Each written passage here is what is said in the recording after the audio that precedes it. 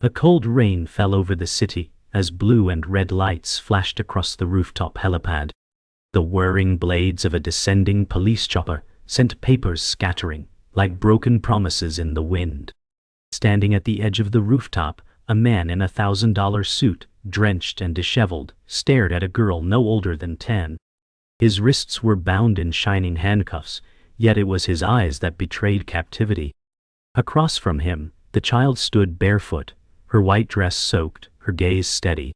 Behind them, the skyline blazed with electronic billboards flashing his name, his face, his legacy. But here, in this surreal moment, none of that mattered. A voice pierced the silence, low, calm, haunting.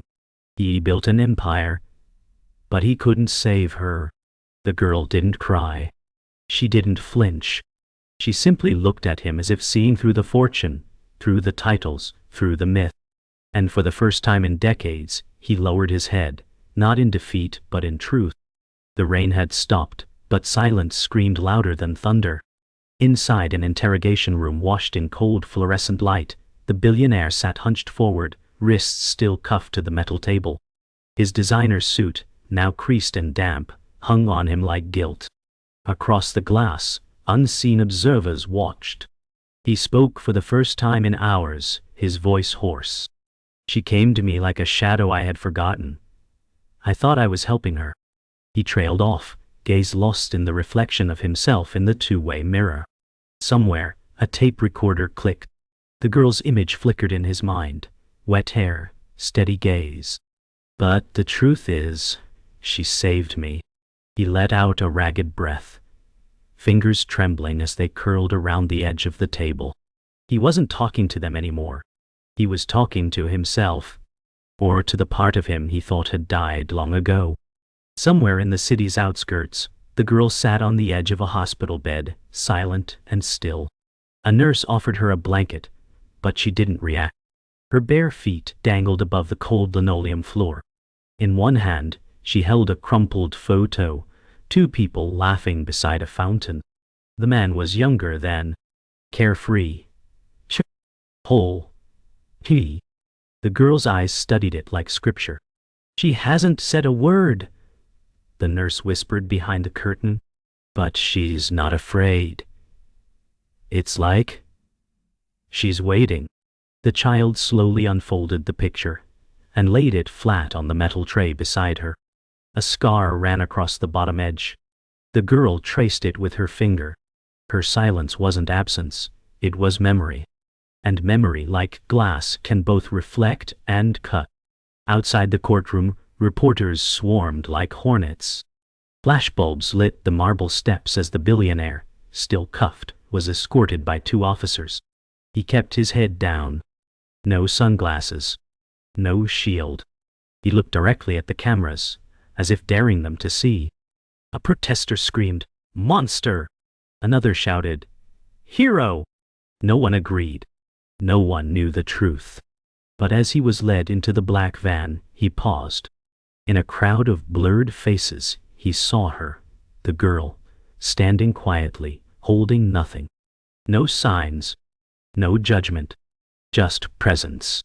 Their eyes met for a brief, fragile moment before the van doors slammed shut. The girl didn't chase. She just watched. And that look said more than any headline ever could. That night, across a dozen news stations, a single image went viral. The billionaire staring at a child on a rooftop, handcuffed, drenched. The caption read, "Fall of a Titan." Anchors debated character and motive, but one pundit said quietly, "It's not just a scandal, it's a reckoning." In a dark room, the girl watched the broadcast.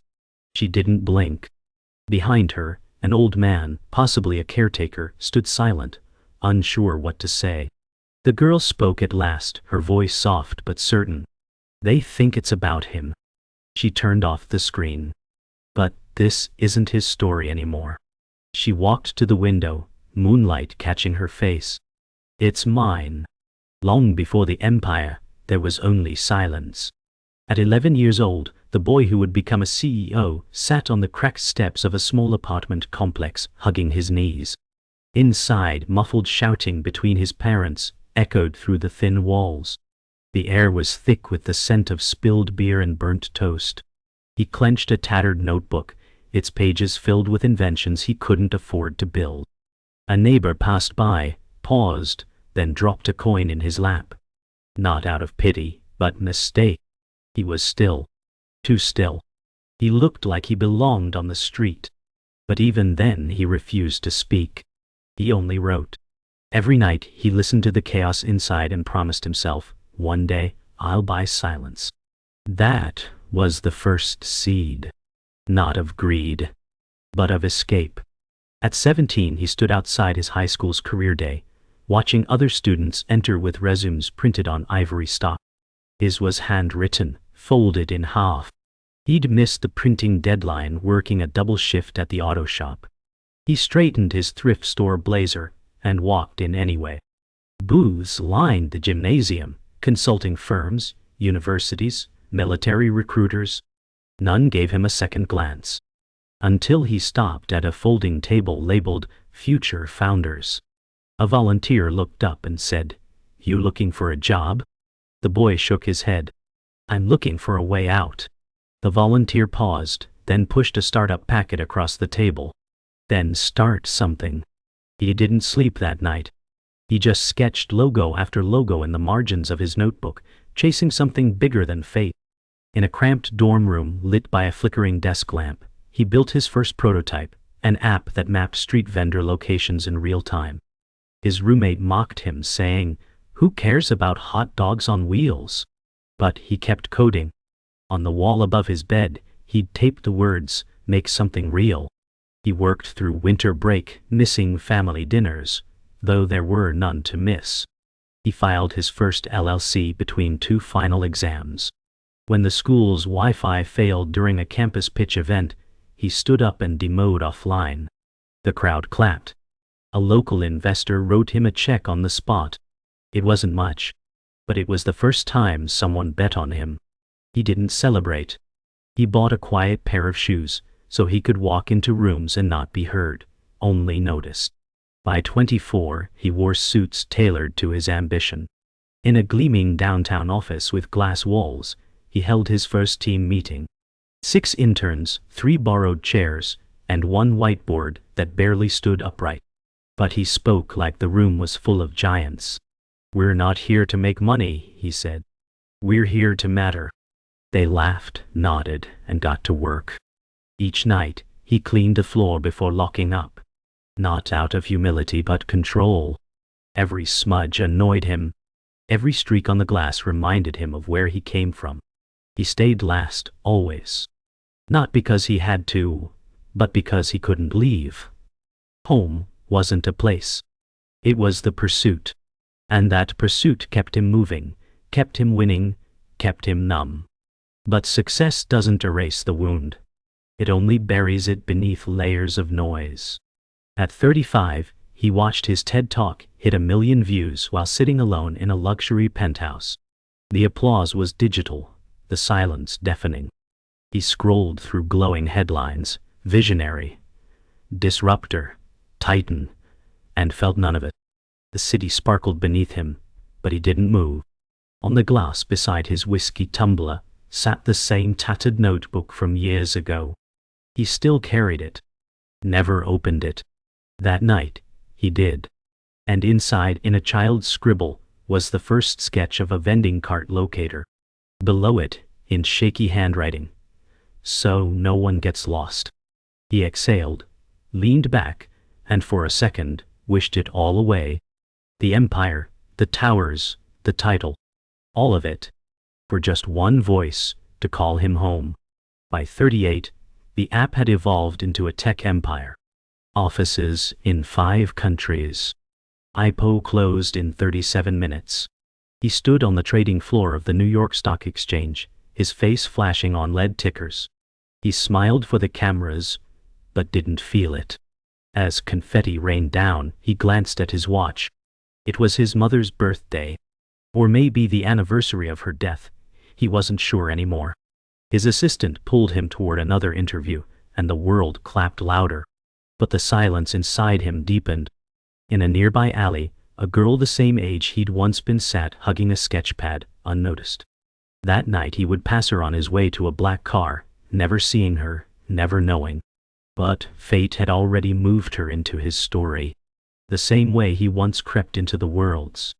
He worked through nights like they were extensions of day, hours blurred, meals forgotten. The office lights never turned off. Colleagues praised his drive, but none questioned the cost. His home became a 5-star suite with rotating staff. In board meetings, his words moved markets. But in quiet moments he couldn't remember the last time someone called him by his first name, without an agenda. He often stood by the window looking out at the streets where kids skateboarded, laughed, lived. He wondered if he'd missed the chance to live anything real. A single voice recording from his old phone, his mother saying, "Get some rest, baby," became his lullaby. He played it on loop before bed. It was the only voice left that didn't want something from him. Birthdays became meetings. Vacations became flights between deals. Love became noise he muted. When an old friend sent a wedding invite, he RSVP'd maybe, and never replied. His calendar overflowed, but his soul hollowed. He stopped using woo, and spoke only in I ear. One night, a woman he once loved told him at a gala, "You've become a machine." He smiled and toasted, but her words echoed. The next day he ordered a standing desk, removed his plants, and cut ties with the last intern who remembered his first pitch. "Sentiment slows velocity," he told the team. But that night, alone in the elevator mirror, he whispered back her words. "Machine." And it stung. One evening, while reviewing quarterly growth on his penthouse balcony, a notification buzzed, another award. Innovator of the decade. Nah. He didn't flinch. Instead he stared down at the bustling street below. A girl ran after a paper plane, her laughter rising through the air. Something in her reminded him of the girl on the rooftop, the one who hadn't cried. The one who simply watched. He gripped the railing tighter. Then, for no reason he could name, he opened the award email, clicked decline, and powered off his phone. He stood there for a long time, not thinking, not analyzing, just breathing. Somewhere in the noise of traffic and wind, he heard his younger self whisper, "Make something real." The next day he arrived early at an orphanage his company had pledged funds to but never visited. No PR team. No camera crew. Just him. The director seemed surprised. "You're here alone." He nodded. A staff member introduced him to the children, some eager, some cautious. And then, there she was. The girl. Barefoot, same white dress, same eyes. Older than the others. Quieter. She looked at him like she'd been waiting. He felt the world stop. He knelt beside her. "Hi," he said softly. She cut him off. "I know who you are." Her voice was not angry, not impressed. Just true. In that moment he realized, for the first time in years, someone saw him, not the brand, just the man. And something inside him cracked open. The boardroom was full, but no one was breathing.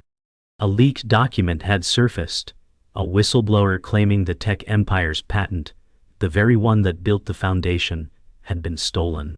The man at the head of the table, the CEO, read the paper in silence. His general counsel whispered urgently, "We can deny. Blame an assistant. Bury it." But the CEO didn't answer. His gaze drifted to a framed photo on the wall, the original sketch from his notebook. Except it wasn't his drawing. It was hers. The girl. Her handwriting. Her idea. From years ago, back when he volunteered at a shelter for 1 week, just 1 week. She had shown him a map she drew on a napkin, laughing, "So my friends don't get lost." He'd kept it, then built it, and never looked back. Until now. In his private archive, buried in a drawer he hadn't opened in years, lay the napkin. Yellowed, fragile, still smudged with grape juice. Her name, Maya, was written in the corner, backward letters of a child just learning. He traced it with his finger, heart pounding. It wasn't theft. Not in his mind. It was inspiration, memory. But now, seen in the glare of media, it was different. He held the napkin up to the light. The lines weren't crude, they were vision. A 10-year-old girl had drawn the network his empire was built on. And he had never told anyone. Not even himself. In the mirror, he didn't see a visionary. He saw a thief who forgot he was stealing. A man who mistook silence for consent. And guilt, once dormant, roared back to life. Later that night, he returned to the orphanage, napkin in hand. Maya was alone in the garden, tracing her finger through dirt like roads. He crouched down, holding out the napkin. "This is yours," he said. She looked at it, then at him. "I know." Her voice was calm. "I gave it to you." He blinked. "Why?" Maya replied. "You looked lost." He tried to speak, but no words came. The paper shook in his hand. "I thought I was saving you," he whispered. She tilted her head. "Maybe you were trying to save you." Her words struck like lightning. There was no anger in her tone, only clarity. In her presence, the empire faded. What mattered now wasn't the empire he built. It was the truth he buried. And the girl who remembered everything. The news broke like a storm. Media swarmed his tower. Investors demanded answers. Employees whispered. The CEO didn't hide. He walked into a press conference alone, no PR rep, no script. "The truth," he began, "is overdue." He held up the napkin before 100 cameras. "The foundation of our platform came from a child named Maya. I never asked her permission. I never gave her credit." Reporters gasped. His team panicked. Stock dipped in real time. But for the first time he didn't flinch. "We're rewriting everything. Legally, financially, publicly." A journalist shouted, "Why now?" He looked at the flashing lights. "Because I finally saw her." And that answer, more than any defense, changed everything. That night, he didn't go home. He sat in the orphanage courtyard with Maya, no cameras, no plans. She offered him half a cookie from her dinner tray. He took it, hands trembling. "I don't know what comes next," he admitted. Maya shrugged. "That's okay." The stars blinked quietly above them. No press. No projections. Just a man and a child on a plastic bench beneath an old oak tree. "I thought power meant being invincible," he said. "But maybe it means being seen." Maya smiled. Small, but real. "You're not invisible anymore." For the first time in decades, he laughed. Not performative, not for anyone else. Just laughed. And that sound, soft and true, echoed farther than any boardroom speech ever had. The boardroom buzzed like a broken hive. Shareholders demanded damage control. Lawyers suggested silence. Peers begged for a redirection strategy. The CEO stood at the head of the table, still composed. On the screen behind him, Maya's name was written in bold beside the company's founding date. "This vote isn't about survival," he said. "It's about truth." Gasps rippled. "I'm proposing a new structure." She becomes co-founder, rightful shareholder, and board advisor. Someone shouted, "She's a child!" He nodded. "Then let's start building a company that can grow with her." The room froze. One hand raised. Then another. One by one the vote turned. Not because of strategy, but because truth, even when inconvenient, carried a kind of gravity no pitch deck could match.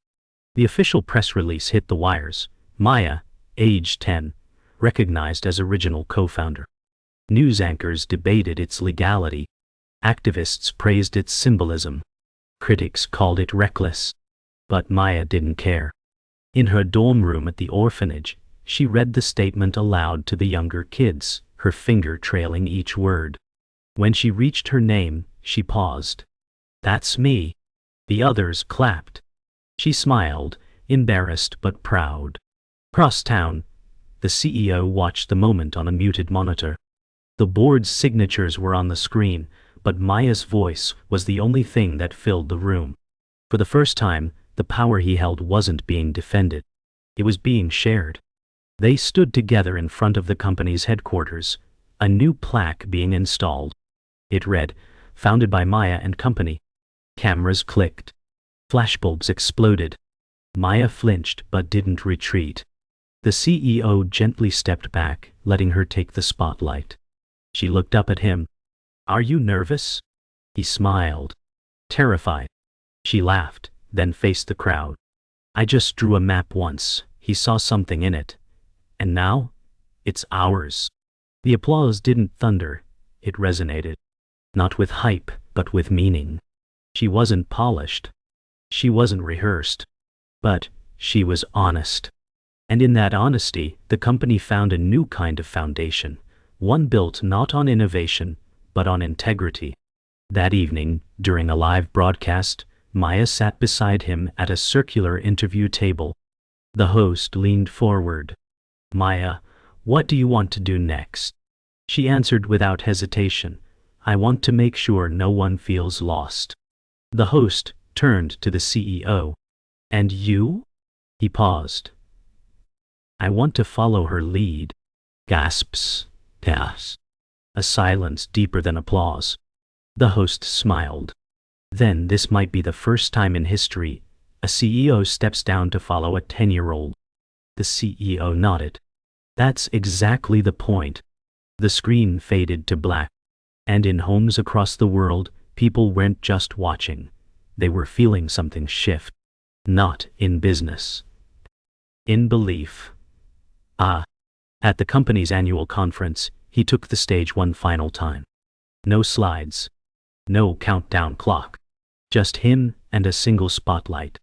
"Today," he began, "I step down, not in shame, but in gratitude." He looked to the front row where Maya sat, legs swinging, holding a folded copy of her original map. Sometimes we build things thinking we're rescuing the world, but in truth we're trying to rescue ourselves. He turned to the crowd. "The future isn't what we build. It's who we build it with." A beat. Then, thunderous applause. He walked off stage not as a founder, not as a titan, but as a man who finally knew the difference between legacy and truth. The CEO's corner office was no longer his. It had been cleared. Empty shelves, bare desk. A young intern walked in, holding a forgotten pen engraved with his initials. "Should I archive this?" she asked.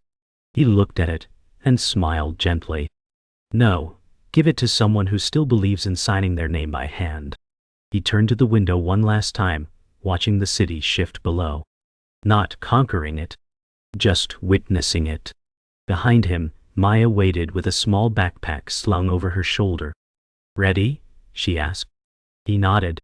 They stepped into the elevator together. No top floor button this time. Just down. As the doors closed, he whispered, "I thought this place made me." Maya answered, "No, you made you. This place just made noise." Weeks passed. The world moved on. The headlines quieted. Maya returned to school with a scholarship, now housed with a kind foster family. She sat by a window, drawing quietly as other kids laughed around her. On the page, a map unfolded. Only this time, it wasn't about vendors. It was about stories. Safe places. People who listen. She titled it, New Roads. At a cafe across the street, the man once called a titan sipped tea, unnoticed. He wasn't following her. He was learning from her. Watching how she moved through the world without armor. Without need for applause. And in that silent distance, he found something purer than power. He found purpose. In a public library, he began volunteering under a new name, just his first. No title. No introductions. He read to children, shelved books, helped fix jammed printers. One afternoon, Maya arrived with her class on a field trip. She spotted him at the story corner, surrounded by toddlers. Their eyes met, and she said nothing. She just sat down beside the others. He opened the book and began to read. Not like a CEO. Not like a speaker. But like someone who remembered how to tell the truth. The words weren't his. But the voice was. And Maya, watching from her corner, gave him the only nod he'd ever truly earned. On a rainy afternoon, he visited his childhood home, now abandoned. Vines crept over the bricks. Windows boarded. He stood on the same cracked steps he once cried on as a boy. He sat, hugging his knees, mimicking his younger self. But this time, he wasn't waiting for rescue. He was letting go. In his hand, the same tattered notebook. He tore out the last blank page, wrote, "Thank you, Maya." Then tucked it into the mailbox slot, even though no one would read it. As he walked away, the rain washed over him, not cleansing, but real. He no longer needed to own silence. He had made peace with it. A new startup launched that spring, New Roads, a non-profit founded by Maya, with guidance not control from the former CEO. Their first app didn't map vendors.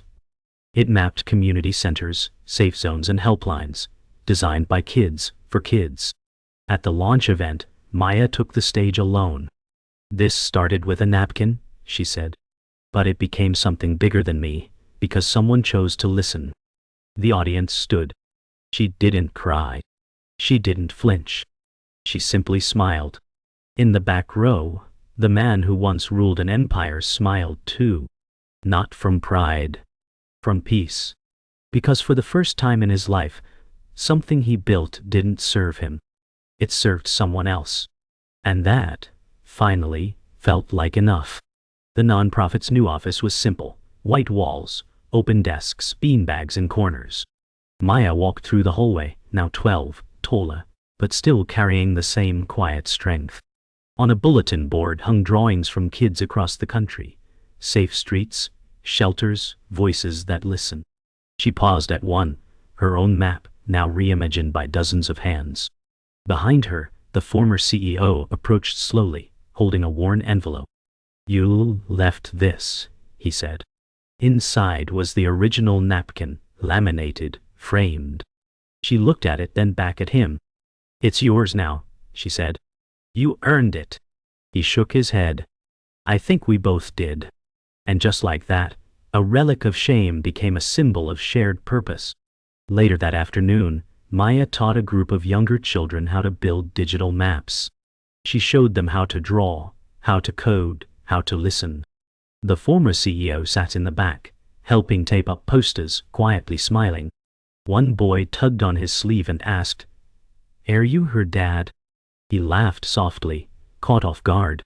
"No," he said, "I'm just someone who forgot how to listen. Until she reminded me." The boy nodded, not fully understanding but satisfied. Maya looked over, catching his eye. No words exchanged. Just the smallest nod. It wasn't parental.